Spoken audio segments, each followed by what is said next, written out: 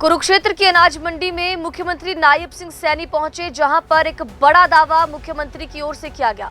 मुख्यमंत्री ने कहा कि लोकसभा की 10 सीटें और विधानसभा की 90 सीटों पर भाजपा की जो सत्ता है वो काबिज होगी। ये बड़ा दावा मुख्यमंत्री नायब सिंह सैनी की ओर से किया गया है। बता दें कि फ्लोर टेस्ट को लेकर भी बड़ा बयान सीएम नायब सैनी का सामने आया। बता दें कि 80 विधानसभा क्षेत्रों में भाजपा की जनसभाएं होने की बात मुख्यमंत्री की ओर से कही गई, और ये भी कहा गया कि विधानसभा के बचे क्षेत्रों में जितनी भी जनसभाएं हैं वो पूरी कर ली जाएंगी। आम आदमी पार्टी पर बड़े आरोप मुख्यमंत्री नायब सिंह सैनी की ओर से लगाए गए। अंबाला नारायणगढ़ गुरुद्वारे में बेअदबी मामले पर भी बयान मुख्यमंत्री का आया और उन्होंने सिरे से इसे खारिज किया। उन्होंने कहा कि ऐसा कुछ भी नहीं हुआ और इस मामले को तूल ना दिया जाए।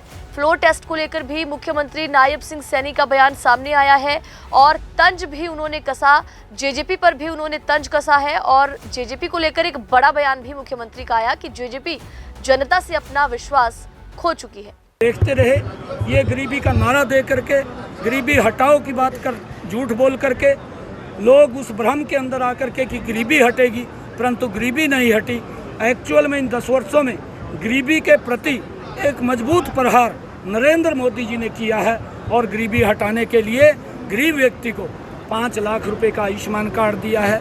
हरियाणा के अंदर उसको चिरायु के साथ जोड़ करके 5 लाख रुपए का अधिकार दिया है। 4 करोड़ गरीब लोगों को मकान बना करके दिए हैं और हर घर के अंदर नल और स्वच्छ जल पहुंचाने का काम किया है। और इन्हीं 10 वर्षों के अंदर नरेंद्र मोदी जी ने 4 करोड़ आवास बना करके देने का कार्य किया है।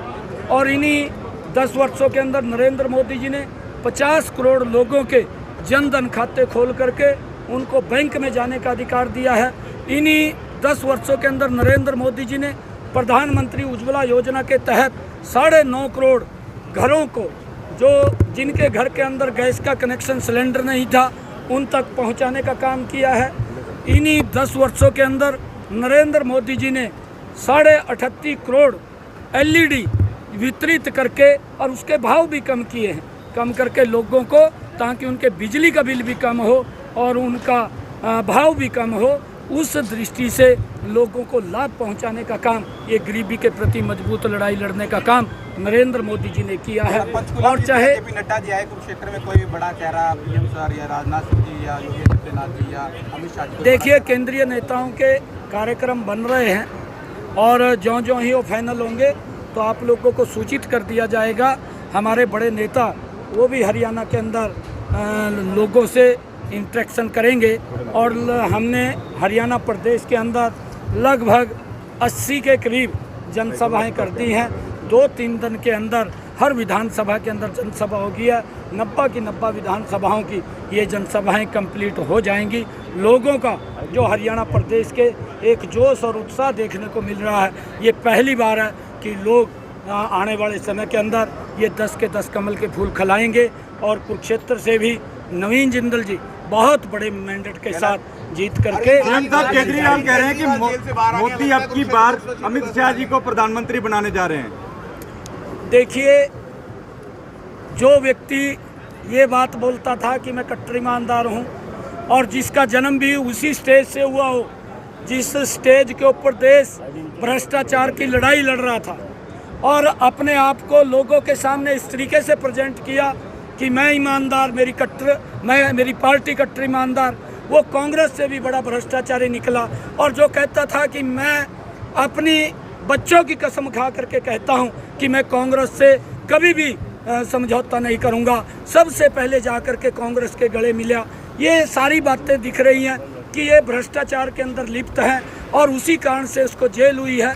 अंतरिम जमानत अभी कोर्ट ने दी है, क्योंकि भ्रष्टाचार को कोई भी नहीं बख्शेगा।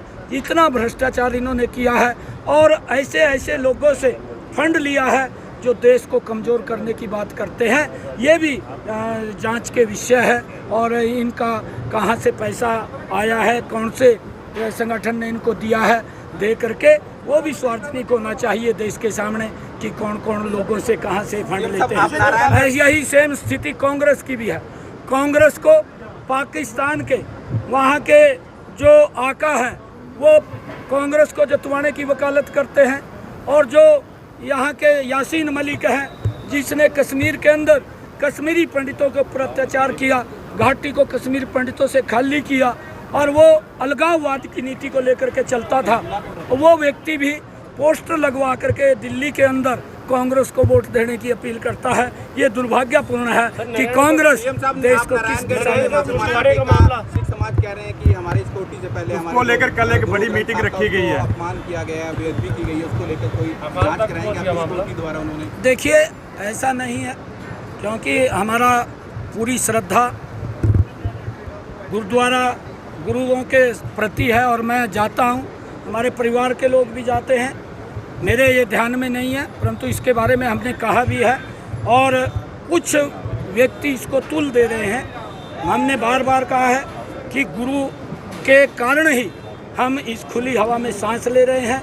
उन्हीं ने ही इस देश धर्म की रक्षा के लिए अपने आप को कुर्बान किया और उनकी कुर्बानियाँ हमारे सर माथे के ऊपर हैं। मैं तो उनको प्रणाम करता हूँ, परंतु ऐसे जो बातें हैं ये इन बातों से हमें भी बचना चाहिए और दूसरे को भी बचाना चाहिए। कैलाशो सैनी आज छोड़ गई हैं आपका साथ, भारतीय जनता पार्टी में थी, कल कांग्रेस में सारे विरोधी होता है। देखिए, क्योंकि भारतीय जनता पार्टी में हर व्यक्ति को सम्मान दिया गया है, लोग भ्रष्टाचार की दलदल में जा कर के फंस रहे हैं।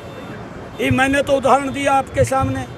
मैंने कहा था कि केजरीवाल ने अपने बच्चों की कसम खा करके कहा कि मैं कांग्रेस से कभी भी समझौता नहीं करूंगा और सबसे पहले वो भ्रष्टाचार में जाकर के कांग्रेस की दलदल में फंसा।